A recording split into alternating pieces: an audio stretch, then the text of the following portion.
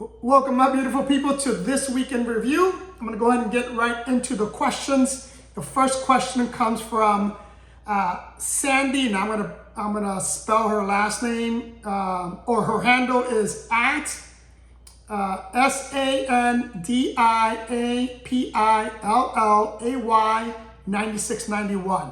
Her question is, Fernando, my listings under Google search is showing up in the Spanish language. Any ideas how to fix this?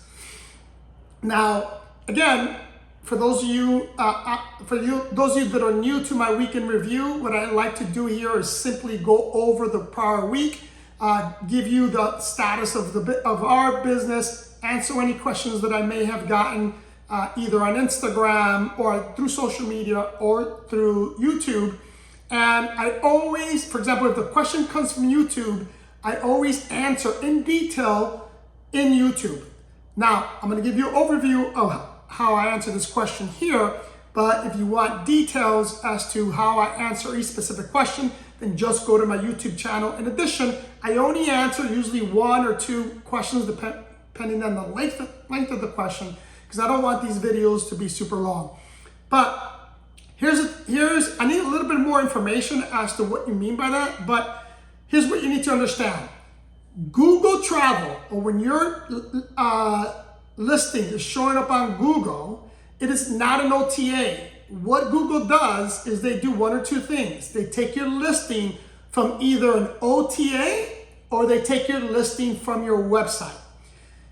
What you need to do, if it's showing up in the Spanish language, is that the first thing you need to do is to figure out, where is that listing coming from? Is Google pulling it from your website, or is it pulling it from an OTA? Once you determine that, then check your settings to make sure that your settings are correct. The other thing you need to understand is that Google is going to show your listing on from the viewer's point of view. So for example, if someone in Colombia is looking at your listing, then it's going to show up in the Spanish language, especially if that viewer has their settings or the preference as Spanish. Same thing, if it's because it's going to show up in the language of the region, and it's also going to show up in the language of the preference of the viewer. So that's what you need to understand. So I would go ahead and check to make sure, make sure where that listing is being pulled from, make sure the settings are correct. And then also check to see where you are when you're looking at it, because it may show up and it's going to show up in the language of that region, right? But again, I need a little bit more information as to why it's showing, a little bit more detail than it just showing up in Spanish. The next question comes from Electronic Sound Site. So it's spelled ELECTRONICSONSITE 3276. Now, he wrote, how do I know that? What was the question that he asked? And he asked that question in reference to a video that I did about how having block days, meaning either blocking it because you're going to use the property or blocking it for maintenance or whatever reason. Understanding that blocking your listing is hurting the listing in multiple ways, but in specific. And now he wasn't specific here, but I'm assuming he's asking, how do I know that Airbnb knocks you down in terms of SEO when you block your listing? And this is how I know. We have a Airbnb rep that's assigned to us. In case you don't know, if you have enough properties, Airbnb will assign a rep to your account. And the reason they do that is because that rep's job is to increase bookings. As I mentioned in the prior video, right now, Airbnb's #1 goal is to book calendars. They no longer, and this is why they favor guests more than they favor hosts today. They no longer need properties. I mean, there's over 7 million properties throughout the world, so they don't need that anymore. What they need now is for their properties or the properties that are listed in their platform for them to be booked. Because right now they're getting the booty spanked or beat by Booking.com and some other platforms are slowly creeping up to them. So their main focus is to increase your bookings. And whenever we have our meetings, and we have a monthly meeting with our rep, one of the first things that they ask us all the time about optimizing our listing and to increase revenue and to increase our eyeballs to our property is to lift these block calendars. Now, in our case, the only reason we block calendars is, and I don't even do that to my properties, is only if I'm co-hosting or I'm managing somebody else's property. If I'm managing somebody else's property and the owner wants to use the property, then it's their prerogative. But I've always told people, if your goal is to maximize revenue, cannot have block days. The other reason why I know, and the reason why I know Airbnb hates this, is that if you ever block a calendar, especially if you block it during a peak season or during peak season, Airbnb will send you an email saying, hey, you have these days blocked, can you unblock them because they're in high demand? So that's how I know, okay? All right, let's move on to my business and where we are today. So sales and revenue. So let's go to sales and revenue for the past week. So in the past week, and here's what I'm gonna do going forward. I'm gonna give you the total and understand that the total is a breakdown of rents, our daily, weekly, monthly rates that we get, plus additional fees. Now we have additional fees that we charge, specifically like with pet fees, early checkout, early check-ins. Those are classified as additional fees. Also, we also provide concierge services that we charge. But in terms of our rental rate, or the total for this week was $55,964.36. And basically out of that, $42,000 came from rents. And then the remainder came from additional fees. So who were the winners in terms of platforms this week? Again, Airbnb is our number one revenue source, or the number one platform where our guests are coming in. This week, they're at 60%. And number two is us. We came in, and us, when I say us, is our direct booking website. We came in second with 15% of our reservations coming in from our website. Next is going to be Booking.com. They're at 11%.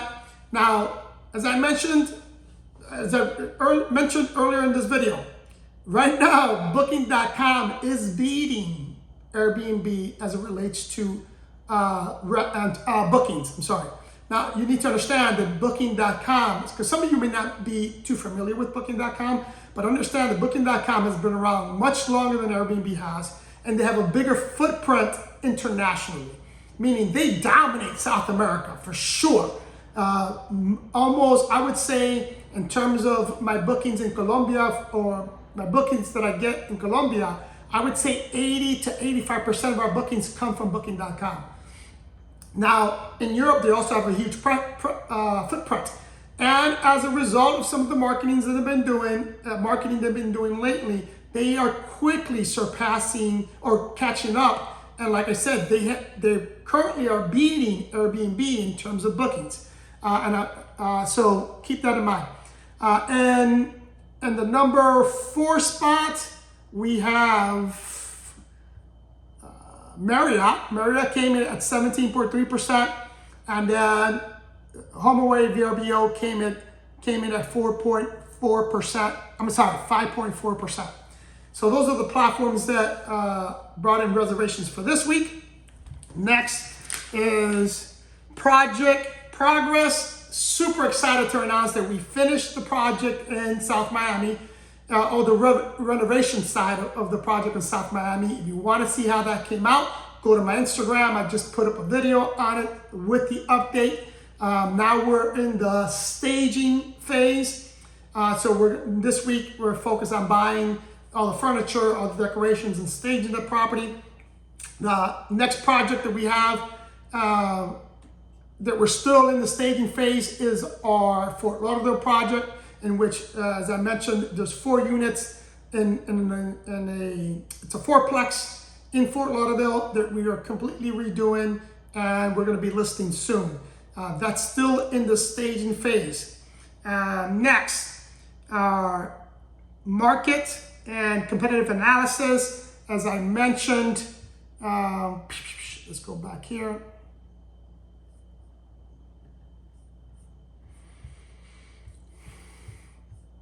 As I mentioned, in terms of revenue, as you can see that in this week we did well. We did better than we've done in the month of November, but last week we actually outperformed this week. So the next thing is team and personnel news. Okay, so we do have some news here. As I mentioned, we're wrapping up or preparing for a holiday party. But the other thing about the other news that we have is that it's the month of December. I usually give out bonuses in the month of December. So my staff, those of you that are entitled to or earn these bonuses, you're going to get them in your next paycheck. In addition, we also gave out our vendor bonuses this week. So if you are a vendor, you're going to be receiving those bonuses this week. In the past, I used to get a question as to how do I give out these bonuses? And our bonuses are 100% dependent on performance. So based on how you perform is based on how big your bonus is, or whether or not you even get a bonus. And it's also dependent on how long you've been with the company. If you are an employee, if you're a vendor, it also depends on how long you've been a vendor, whether or not you will get a bonus. So goals are still the same. Our goal is to hit 18% or increase our revenue in December by 18. And we're well on track to hit that number, if not far exceed that. Issues and challenges. So this one, we had a couple of issues, but one in particular that I want to touch on because it's something that doesn't happen often, but it's something that you need to be aware of. So here's what happened. We had a guest that checked in. In the property that they were checking in, we redid the bathroom, and we didn't have time to finish the shower. In the shower is partly tiled, and then we have a section in which we didn't finish painting. It was primed, but it wasn't finished painting.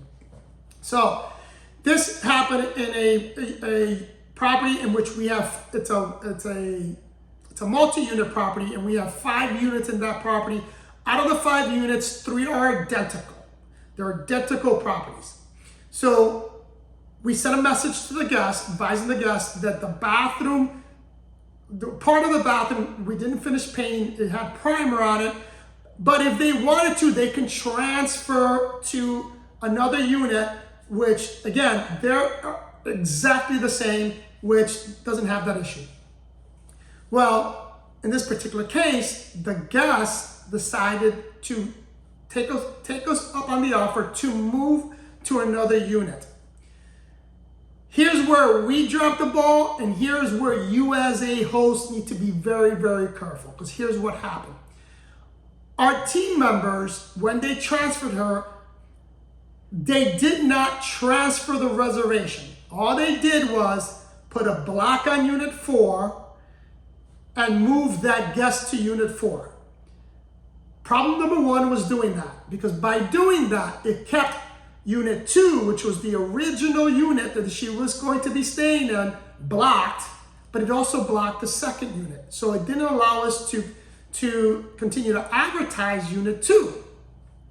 The second thing, here's the problem. By doing that, now she's in unit 4 without an agreement. There is no rental agreement with that property. In addition, this was a Airbnb reservation. So here's what happened. The guest ends up calling Airbnb, and the guest ends up telling Airbnb that we could not accommodate her in unit 2, and that we were asking we were telling her that we were going to cancel the reservation, which wasn't true. So Airbnb, so Airbnb called me. I happened to take the call and referenced that the guest, or told us that the guest told us that we could not accommodate her in her original unit and that we were going to cancel the reservation. They wanted to confirm that. I confirmed that we were not going to accommodate her in unit 2, that we were going to move her to unit 4, which again was a big mistake, and I'll tell you why it was a mistake, but that she was still going to be on the property. Airbnb ambassador told us, okay, let me make a second phone call and we'll get back to you. Well, that ambassador didn't get back to us. That ambassador called the guest. The guest confirmed that she was told that she had to move, and she told the ambassador that she didn't like the unit 4, such that she was not going to stay in the property and for Airbnb to cancel it, which Airbnb did. Airbnb canceled the reservation, penalized us, not because we canceled it, but penalized us because we had told her that we couldn't accommodate her in unit 2. But worse yet, the guest went to unit 4 and stayed in unit 4, right? So by the time I got that cancellation, because Airbnb ended up doing that in the evening time, so it was around 8:30 at night. My staff didn't read the email because we normally don't read emails till the following day in the morning time. So in the morning when I wake up and I get notified by my staff that Airbnb had not only canceled the reservation but penalized us, we looked and we saw that the guest was still in unit 4. So we called Airbnb, filed a complaint, and again, if you haven't dealt with Airbnb customer service in the resolution center, it is horrible. It took me literally 2 days to try to get everything organized, but by then the guest had checked out, because she checked out the following day at 11, and we lost that revenue. That guest stayed for free. We got penalized from that, which I'm still fighting to get the penalty lifted, but so far it doesn't look like we're going to win. The reason why we're not going to win is because we screwed up, and we initially told the guest that we couldn't accommodate her, and when she agreed to change, we didn't transfer the reservation.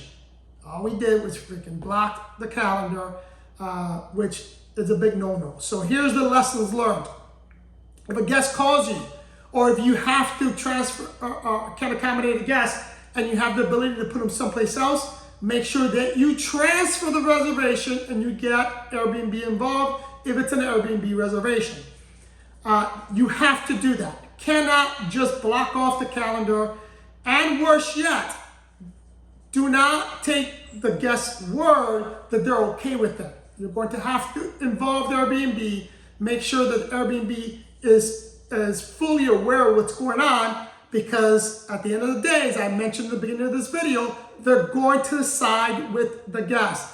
And unfortunately for us, this communication happened over the phone, in which she agreed to take over or switch over to unit 4. And even though we did a follow-up message on Airbnb, she never replied confirming that she was okay moving to unit 4. So we dropped the ball. Okay, if you want to learn more as to how to avoid situations like this, then hit the subscribe button, hit that like button to help us with the algorithm. Follow me on Instagram. Love you guys, and I'll see you in the next one.